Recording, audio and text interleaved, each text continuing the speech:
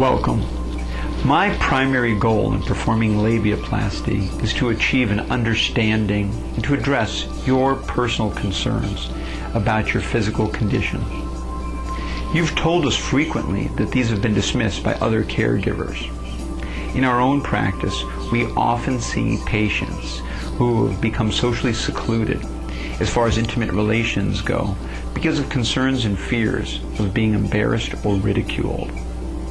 It is not uncommon at all for us to see patients, and these patients can range in age from 16 up to 55 years of age, who report and relate painful personal stories about getting undressed in the locker room or in front of other partners.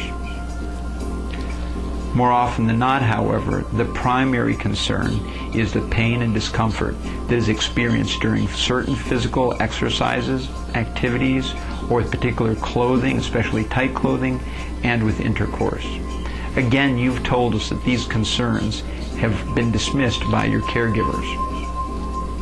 So our mission in the course of performing labiaplasty is to educate and to inform you about your options.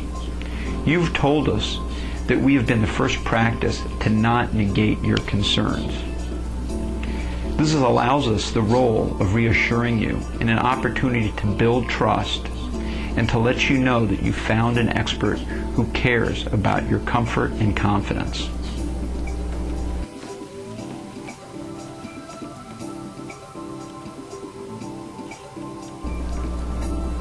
In regards to my qualifications, I want to let you know that I've been in practice for well over 15 years in the northwest suburbs of Chicago, Illinois.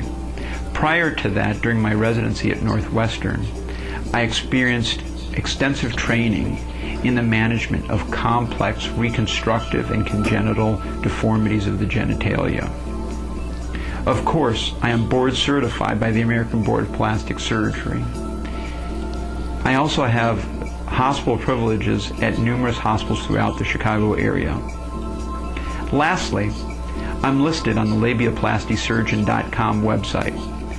This website is a valuable resource to women seeking information about labiaplasty and other related procedures.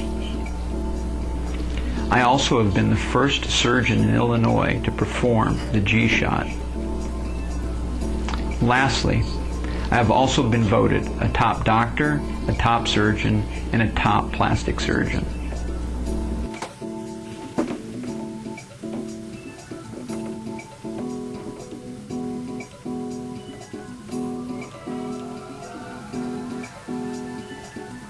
The demand for plastic surgery, as well as labiaplasty in particular, has clearly seen an increase in the recent past.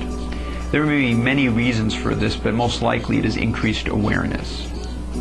In the course of my practice, the patients that we most typically see are healthy, fit, and subsequently thin individuals who have very small labia majora, which results in relative prominence of the labia minora.